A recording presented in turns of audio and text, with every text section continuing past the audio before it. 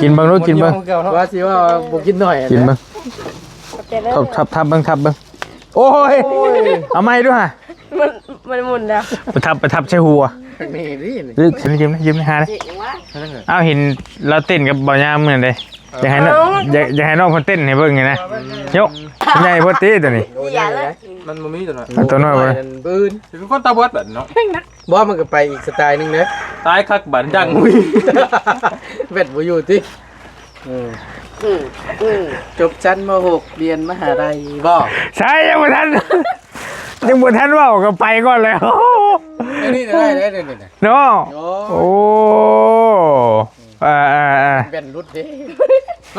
เฮ็ดอะไรกันเหมือนตาทาลงคลิปเลี้ยวสิบ่คุณนายก็ได้เอาไว้เอาไว้อันนี้มีไอ้ซื้อมาประมาณนี้เอาไว้สู่กินน้ำกันนี่แหละมีอย่างก็เอาไว้กินข้าวเจ้ามีป่ะบ่มีเอาป่ะโอเคข้าวไอ้ซื้อมาไปมุกเมื่อวานข้าวเจ้าเด้อเอาไว้ยันไว้อยากจะหุงกินกับแกงน้ำหมองน้ำไม้พอสร้างหดใส่เลยแล้วเราบ่ทางหลังโอ้งามเลยดินี่กึ่งดึงอยู่โอ้งามทางหลังงามเต็มตัวมุมอยู่กี่มันโบได้เพียงดิเพื่อชิโป้ใช่มันเต็มอีกเนาะนอนแต่ว่าหามโอเคนอนกันนอนอ้อยอันนี้ไม่เท่าไว้ลูกเนาะแล้วเฮือนแล้วห้องน้ำบ่อยมือแบบที่ผูกแขนเอาโอ้ยพวกนี้ไม่เท่าจนจะผูกแขนเอาสิมันเอาเลยพี่น้องเอ้ยโอ้แม่สิมันแล้วน้าลูกเอ้ยฮันดีอยากได้ลูกเคยเฮ็ดหน้าเราก็ได้เฮ็ดหน้าเป็นอยู่บ่ลูกเคยกับบ่โอ้ยังไม่เช่าเอฟโพยังบ่ได้เช่าเอฟโพอยู่แล้วแลนี่ว้าวแลไม่เท่าแม่ไม่เท่ามื้อนั้นกันมาแล้วไม่เท่าคุณทวีน่ะว่ามานอนไม่เท่ามาแอบไม่เท่าโอ้ยเนาะนอนพิษมองแล้ว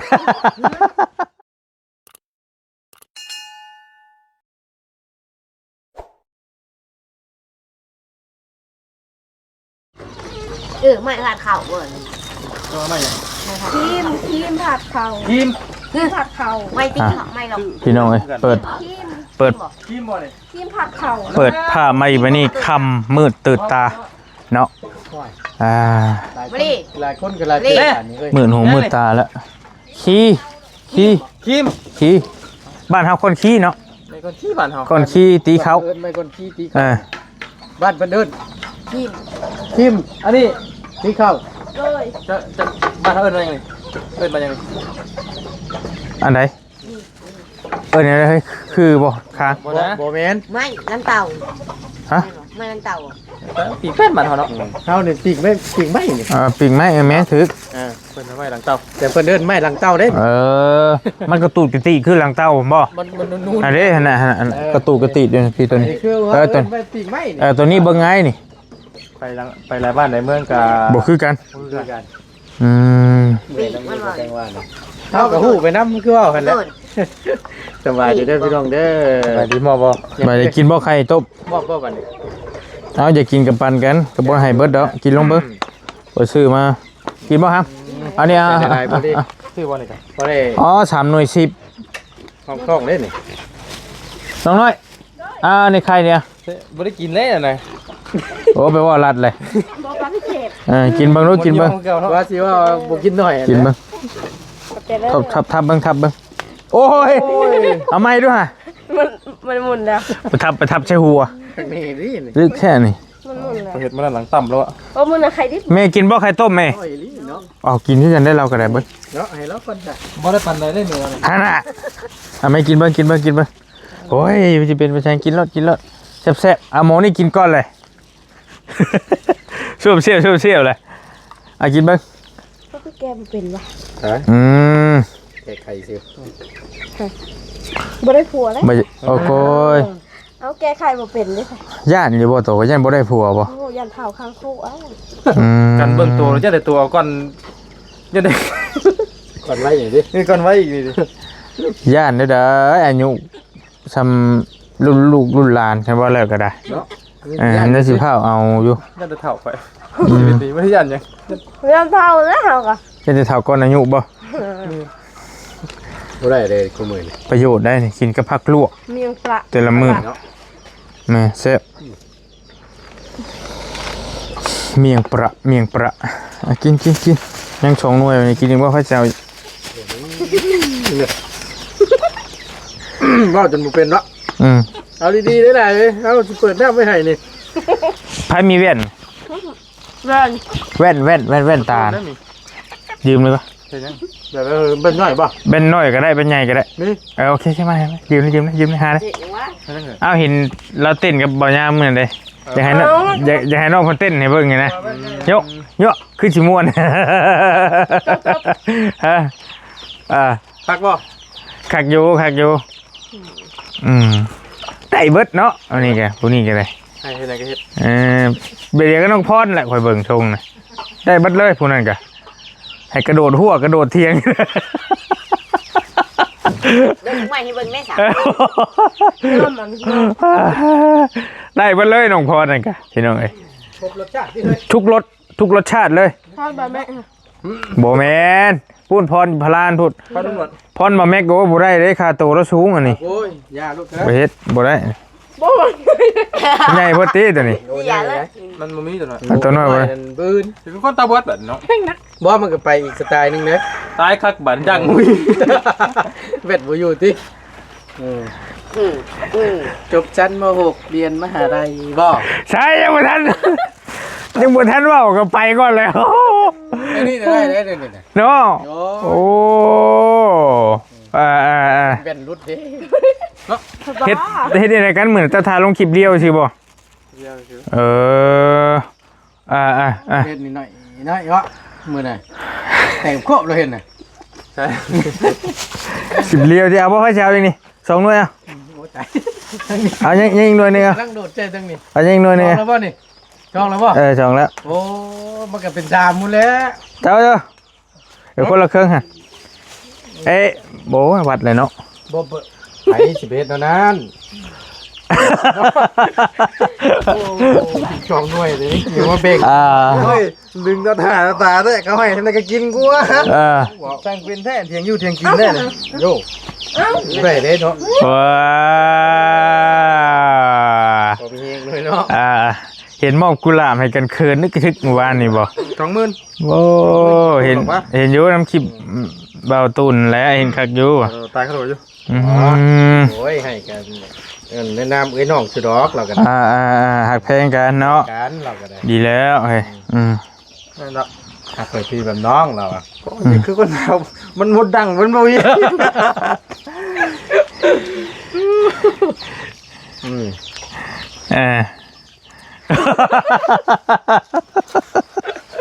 โอ้ได้บัดเลยแล้วเนาะกันได้บัดเลยให้คักบาทนึกว่าพิมพ์เดียวก็เรากับเมย์แผ่นพิมพ์เดียวอ่ะพ่อจะไปใช้นานคือบ่เห็นพ่อเจ้าจะเป็นสักต่องจะวันนั้นไปนอนเผาบล็อกจะเดินคำบ่คำเวลากินข้าวอย่างไรกินข้าวพ่อจะไปนอนอยู่พุ่นบ่ข้างล่างเหรอบอกเนี่ยแล้วกินมาค่ำแล้วครับค่อยค่ำแล้วบอกยังบริเห็นอยู่นะบอกอ่ะจังก่อนบ่แม่นเฮียบ่ล่ะประจักษ์500ก้อน500ก้อนบ่เฮียแล้วเนาะพอเราไปเผาอยู่เนาะเราไปนอนเผาเนาะบ่ได้แล้วคนเอาไปเบิ่งกว่าอย่างนี้นอนเลยแม่นมันก้อนน้อยใช่บ่ดีถือง่ายอยู่รักมื้อก่อนแต่2ก้อนก็เบิดเด้อ500มื้อคำเซายังว่ามันหนักเด้เซาบ่ได้แล้วไม่ไปเอาดอกเซาจอบเบิ่งเลยคนเอาเนาะหมาจ้อยไปกินหัวหางเบิดเลยมาเบิ้งจ้อยเลยจับได้เดี๋ยวนี้ฉลาดว่าเนาะไม่ได้กินหัวอาหารผมนะให้มาว่าชินแต่ก่อนไม่กินมันอ้วนดิเดี๋ยวนี้มันจ้อยได้มาไม่ได้กินหัวอาหารจ้อยเนาะเพิ่นว่า กี่บ่ได้เว้าเลยแต่ว่าจอยแท้กินข้าวบ่แซ่บหรอก จอยก็น้องคนอยู่น่ะจอยแล้ว เริ่มแล้ว เริ่มแล้ว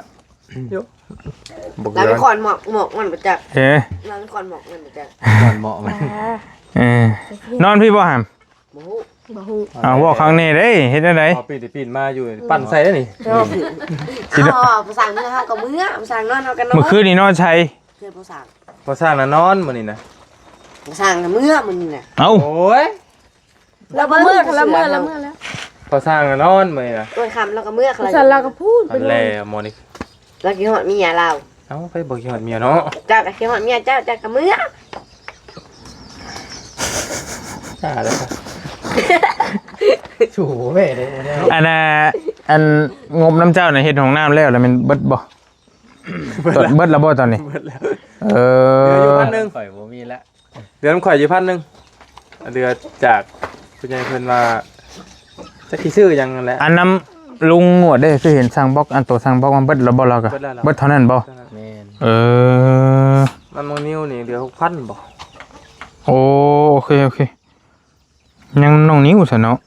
มันนิ้วได้หลายกว่าหมู่ แม่นยังเดี๋ยวน้องเพิ่นหัน โอ้ยังบ่หลายได้ซะนี่กันว่าสิตั้งเสาเทคานกะ แม่น เล็กปูน เอายังแค่นั้นแหละ พอบล็อกมาก็ได้เล็ก แต่ว่าปรับหน้าดินนั้น ๆกับตัวปรับหน้าดินน้ำแน่ หรือว่าสิเฮ็ดได้มันต้องปรับดิบ่ปรับบ่ได้เด้ดินต่ำ ช่วงหน้าฝนแล้วเนาะ อืม เพราะวันหนึงมันเป็นให้หน้านะก่อนต้องปรับต้องแต่งหั่นแหละถ้าว่าถึงนี้ คันบ่ปรับก็ถมเอาก่อสูงๆเอาก่อสูงๆแล้วก็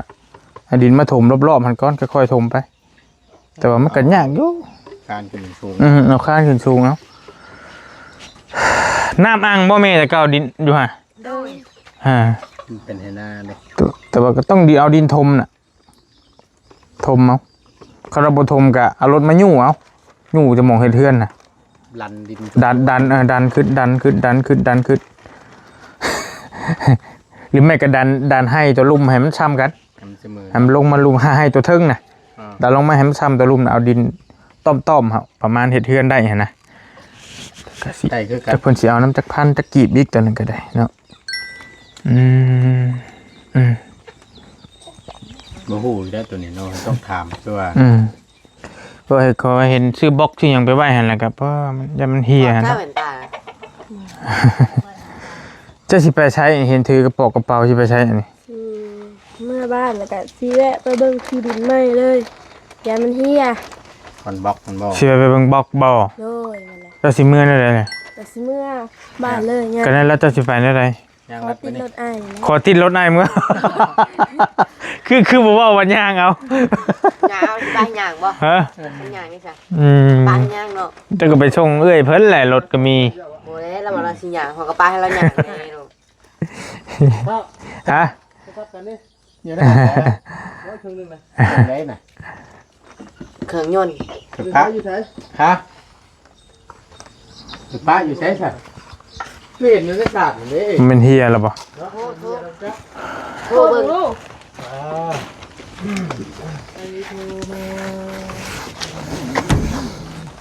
เอาไอ้สิเอานี่ให้ละสิออกไปแล้วไอ้ก็ได้เจ้าสิไปที่ดินใหม่ที่เนาะ โดยไปเบิ่ง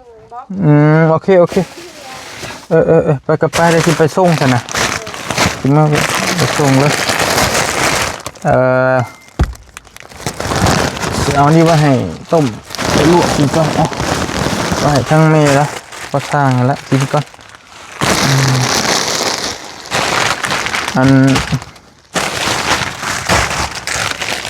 อันพอสร้างนอนพี่ว่าพอสร้างโดยเรานอนพี่ได้ฮะเจ้าก็นอนแต่ว่ามาพี่กันเห็นว่าเป็นคุณนายกันเลยเอาไว้ เด้อ เอาไว้อันนี้มีไอ้ซื้อมาประมาณนี้ เด้อ เอาไว้สู้กินน้ำกันนี่แหละ โดย มีอย่างก็เอาไว้กินข้าวเจ้ามีป่ะ บ่มี เอาป่ะ เอา โอเคบ่ปฏิเสธเนาะมาโอเคเอาไว้ให้เมย์จะไว้ก็ได้ฮะมีตู้ไว้ก็ได้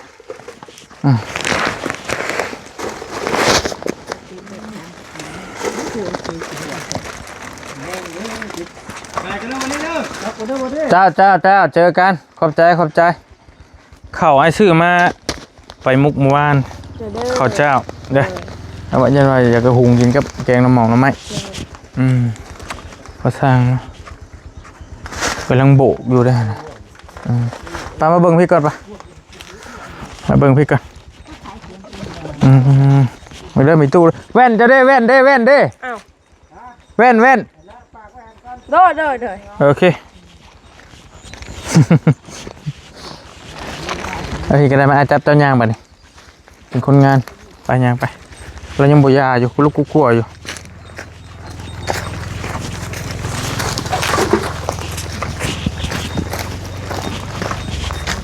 อย่าแล้วมันฝาก ลูกเต่ากับมาซอยแล้วช่างเลย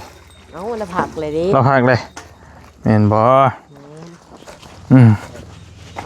หมดใส่เลยแล้วเราบ่ทางหลังโอ้งามเลยดินี่กึ่งดึงอยู่โอ้งามทางหลังงามเต็มตัวมุมอยู่กี่มันโบได้เพียงดิ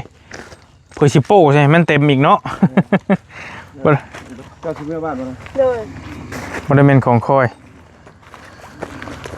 ได้ลูกพี่อยู่บนรถไฟ มาพี่กรณ์มายืนพี่กรณ์ใกล้ๆกันพี่เห็นได้ไหม หาซอกคนละเจ็บโอ้ย ไปเลย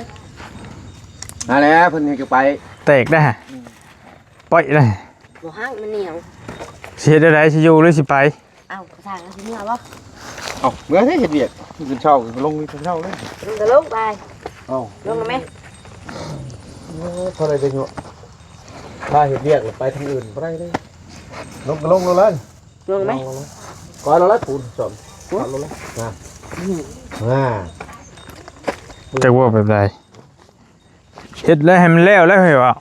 ห้ามเราแล้วกันจะอยู่ก็ได้ ทำตอนนี้นะ เอ้าวนมันยัง พากันนั่งแล้ว เราเสียพอเราเสียทางในเลยบ่ความหมายวะ อยู่เลย กันเจ้าเมื่อเจ้าสิไปสิมาลบไปลบมาอีกเสียเวลาอีก เมื่อมีเมื่อเลยเลย เมื่อนั้นก็มาอย่างนี้ หนังมือ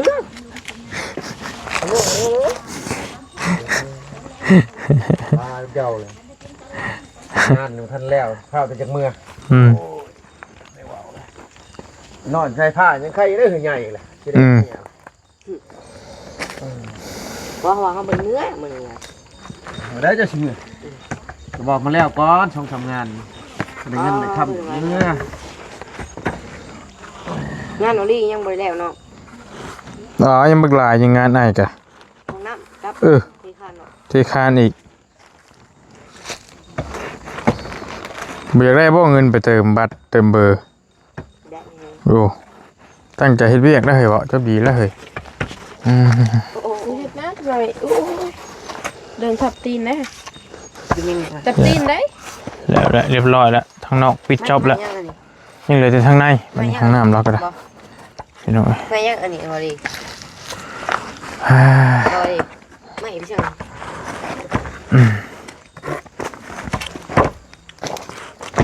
ไปกระชั้นไอ้ไปได้บ่ไปสิเมื่อส่งสิออกเมื่อไหร่แต่แน่น้อยพันสิติดรถเมื่อน้ำแล้วสิไปเบิ่งที่เบิ่งแบะเบิ่งบล็อกเบิ่งอย่างน้องเพิ่นเลยเห็นแกบล็อกสั่งจากมือเลยฮะล่ะเมื่อวานนี่บ่มือได้เพิ่นมาส่ง บ้าน เมื่อวานนี่เนาะก็จังว่ากันหันเด้อพ่อช่างข้าวต้มขนมเขาแปะมาหันเด้ออยู่เทิงหันมีไว้อยู่หันแล้วไว้กินเมื่อป้าก่อนได้จังว่ากันโดยต้องเฮ็ดบืนนี่ก็แล้วแล้วพี่น้องทางในก็บ่ลายปานใดแล้วก็ได้ลูกเอ้ยสิได้แล้วเนาะกินเนื้อปลาได้นะลูกทอดแล้วลูกเอ้ย ไอ้นอนแต่ว่าหามโอเคนอนก็นอน ไม่ใช่เองนี่ อ้อยอันนี้ไม่เท่าไว้ลูก นั่นเลยบ เนาะ บ่เอาว่ะแล้วเฮือนแล้วห้องน้ำบ่ให้มือบัดอยู่พี่สิผูกแขนเอา โอ้ยยามึงแน่ไม่เท่าจนจะผูกแขนเอา ก็อยู่น้ำพอช่างมาเลย เออ มันขัดดองสิมองพอช่างช่างหาเองก็ช่างเลย ผู้ช่างแต่งกระยันผู้ช่างแล้วสิได้เมียอีก ได้อีกแล้ว ลูกบ่ได้หาให้ลูกแค่ก็จะเมื่อบ้าน เนาะ พอช่างแล้วหาให้ลูกจะก่อนจะหา มาเร็วหรือว่าพอช่างแต่งให้ลูกจะก่อนหาน้องน้อยสิดันได้ลูกเอ้ย100,000 บาทได้ลูกเอ้ย2 บาทได้ แล้วบ่ได้เราบ่ได้พัวหรอกเจ้ายินบุทวีค่าดอง100,000 บาท ไม่คิดว่าคันได้เงิน คำ2 บาทไม่คิดว่าได้เงิน 100,000 บาทกับประมาณ พอก่อนโอ้ ประมาณ68 ล้าน100,000ไอ้คำ2 บาทกับประมาณ100 ปลายล้าน ยายมันโธ่เราได้ใช่ไหมเจ้าพอช่างไปหาพอช่างกันพอช่างได้ก่อนเลยได้เนาะ โดย ลูกยังบ่ทันได้หาให้ลูก เมย์เราจนสิมันเอาเลยพี่น้องเอ้ย โอ้แม่สิมันแล้ว น้าลูกเอ้ย ฮันดีอยากได้ลูกเคยเฮ็ดหน้าเราก็ได้ โดย เฮ็ดหน้าเป็นอยู่บ่ลูกเคยก็บ่ โอ้ยังไม่เท่าเอ็ม แล้ว พอ ก็ย่านเพียง เฮ้ยยังบ่ได้เช่าเอฟพออยู่ แล้วแลนี่ว้าวแล แม่เฒ่าแม่ แม่เฒ่า มื้อนั้นกันมาแล้วนะไม่เท่า คุณทวีน่ะบ่ครับมานอนไม่เท่ามาแอบไม่เท่าโอ้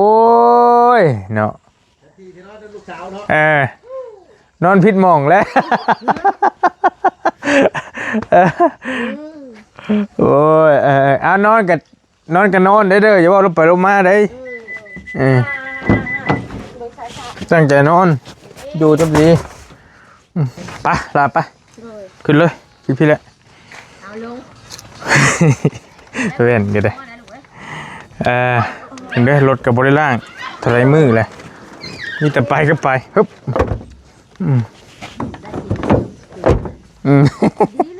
มือพายเด้อแม่เด้อ โดยเดินทางปลอดภัยได้ลูกเด้อ โดยเจ้าอ้อเล่นพิลึกแทะงัวก็ได้ เล่นมา ไปโอเคพี่น้องสิมาส่งน้องน้อยเพิ่นก่อนแล้วก็สิเมื่อแวะเบิ่งที่ดินใหม่บล็อกใหม่เฮาแหละเป็นได้โยมันก็ได้น้องคนว่าคือดำแท้เพิ่นว่ามันอันนี้มันมืดเด้มันไฟมันบ่แจ้งปานใดโอ้ถือว่าได้สุดแล้วซำนี้ก็ได้โอเคอาบน้ำแล้วบ่พ่อช่างโดยไปป้าก่อนเด้อเจ้าโอเคเมื่อคืนนี้เจ้ากับเมื่อเพื่อน มื้อสากบ่เข้า2มื้อ เอาเลย มันบ่แม่นสาก มันเห็นของไอ้ตายได้ปะจ๊ะ บ่ขาสากน้ำบางยาวมาได้ขายสากน้ำบางยาวมื้อนั้นลงที่ขายสากดิอาซื้อฉาย60 สื่อสาย60ของปลอมแล้ว ฉากในโทรศัพท์ของเขาฉากในเช้าขายสากบางยาวเจ้าโทรศัพท์ นิดไม่เลย มัน เพราะมื้อนั้นเห็นบอลลี่เปลี่ยน power bank กับน้องเพื่อนเอา power bank บอลลี่ มุทวีเมื่อส่งหัวทาง เมื่อวานนี่ได้ เลย แล้วก็ อย่างเมื่อ ย่างเมื่อแบบนี้ เลย โอเค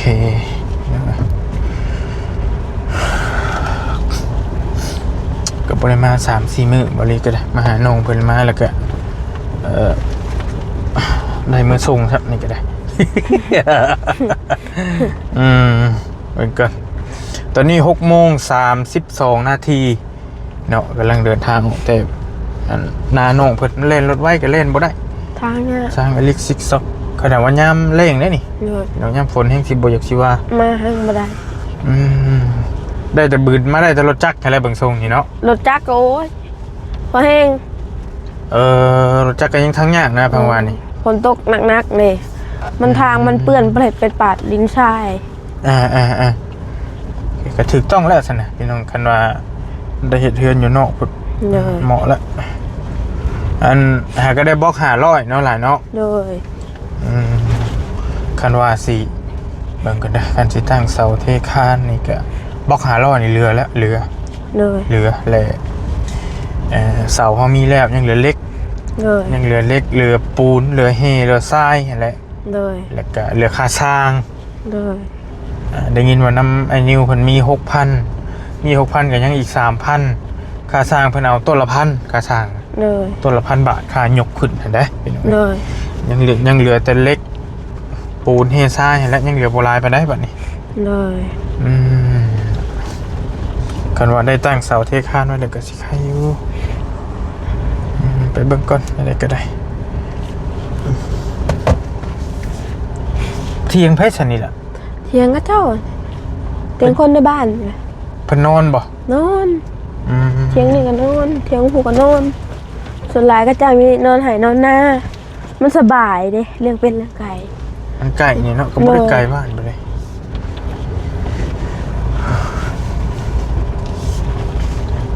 คันย่างนี่จะต้องย่างเว้นกว่านี้แม่นบ่ เลย ครับนี่บ่กล้าย่างไปเลยเนาะ เนี่ยมีคนพี่บ้าอะไรอยู่ เอ้าเออ หรือเถียงมันทางตัวนั้นเลยก็เจ้าแบบไล่คนนี่สินะแบบคล้ายๆบ้า สั่งว่าแท้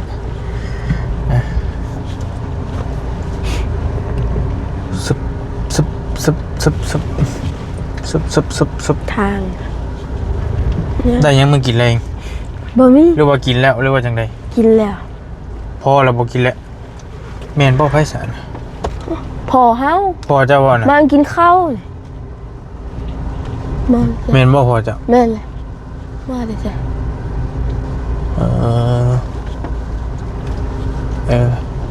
จะทายแล้วบ่หรือเมื่อเลย จาก ฮะ จากยันมากินข้าวได้ผลไปตะเว้นนี่ผู้เด้ อย่างรีบมา เลยว่านนี่เจ็บแขวหมดมือวัน เล่าอะไร เลยจนปู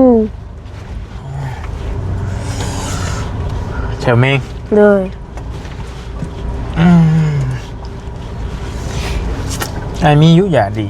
เจ็บแขว เลย แต่ว่าเป็นเชียร์ชิฟันแล้ว เลย ไอ้กับเจ็บแขวคือกันก็พออยู่ได้น้ำยาชิฟันแหละ เลย คำบ่ลืมมือหนาใช้มาฝาก เลย เป็นแขวเมงคือกันนี่แหละมากินขนมคือเจ้านั่นแล้ววะบ่ได้เป็นติ ย่างบ่ทันได้เป็น มันยังบ่ทันฮอดยามนะ เลย กินแล้วแปรงฟัน เลย ประเด็นนะกินแล้วแปรงฟันก่อนสินอนหั่นนะ เลย ส่วนหลายเฮากินแล้วเฮานอนเฮาบ่แปรงฟันแหละมันนั่นแหละสาเหตุ อาหารมันมีเศษอาหาร นั่นแหละ เลย นั่นแหละมันสิเฮ็ดให้แขวเมง เลย คนกูมือนี่พัดคือหัวแหละคนขึ้นไปทางนอกๆไปทางคิดเทค เลย รถไปฮอดแขว เอ็ม อย่างนี้หน่อยก็เอาเกลือเอามือสีถูเอาเล็กหน่อยนี่ก็แล้วได้ เลย ประมาณนั้นแหละคนอยู่บ้านนอกของนายเฮาบ่นปากแล้วก็แล้ว เลย